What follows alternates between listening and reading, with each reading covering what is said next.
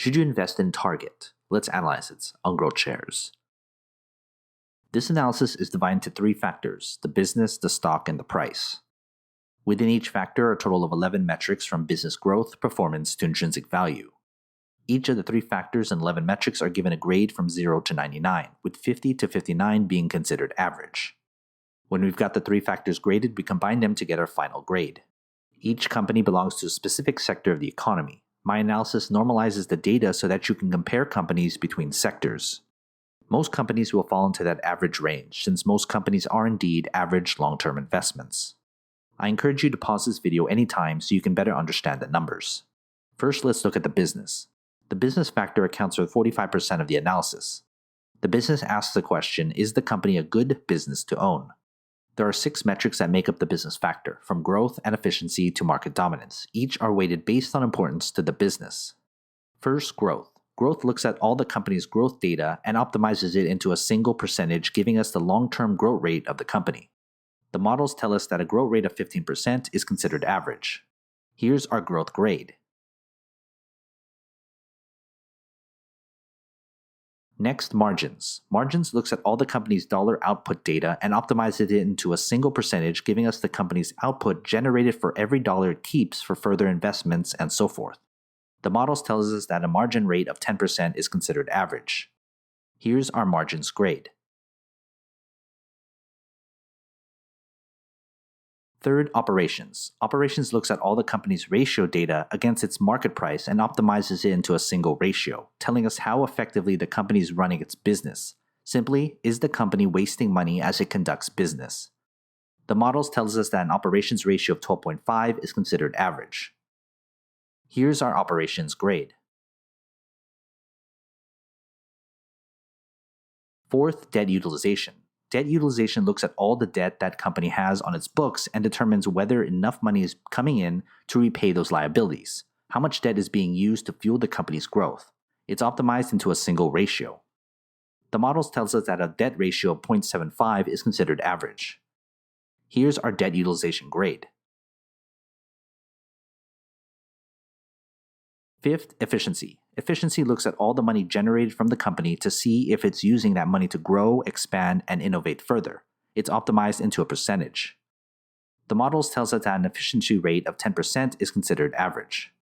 Here's our efficiency grade.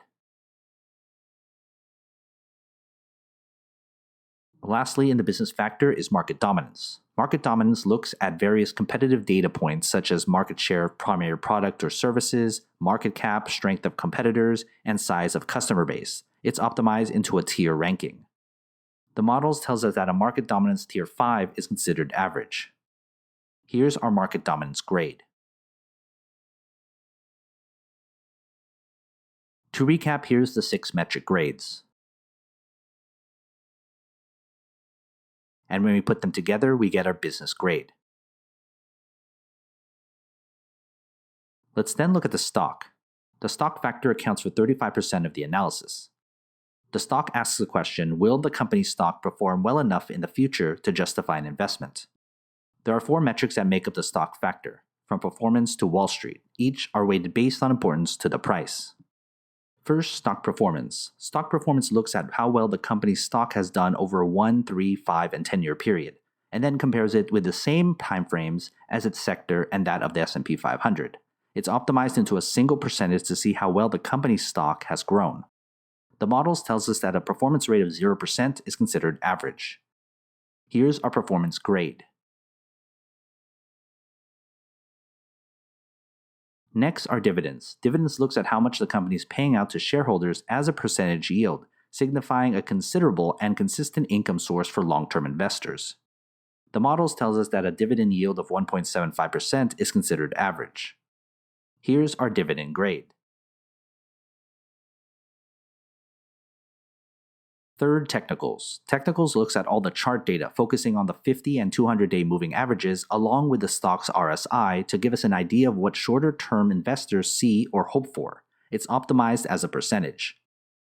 The models tells us that a technical rate of 5% is considered average. Here's our technicals grade.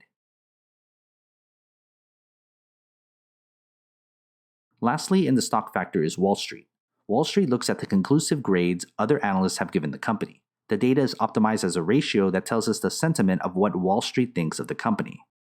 The models tells us that a Wall Street ratio of 3 is considered average. Here's our Wall Street grade. To recap, here's the 4 metric grades.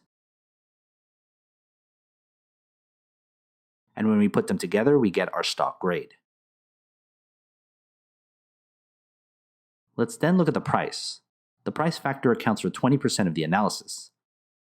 The price asks the question, what is the most you should pay for the company? The price factor consists of only one metric, the intrinsic value. The intrinsic value figures out the fair value price of the company using a discounted cash flow model with a leaning towards the conservative side to provide a robust margin of safety.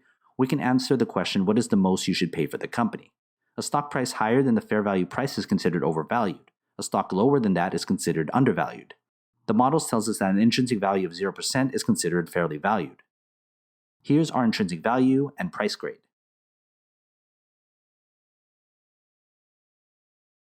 Before we calculate our final grade, consider becoming a GrowthShares Patreon member and get access to my spreadsheet with every grade from every company I've analyzed. It's updated all the time. Head to patreon.com/GrowthShares or click on the link in the description. By combining the business, the stock, and the price, we can get the overall outlook of the company, which gives us this final grade and its type of investment.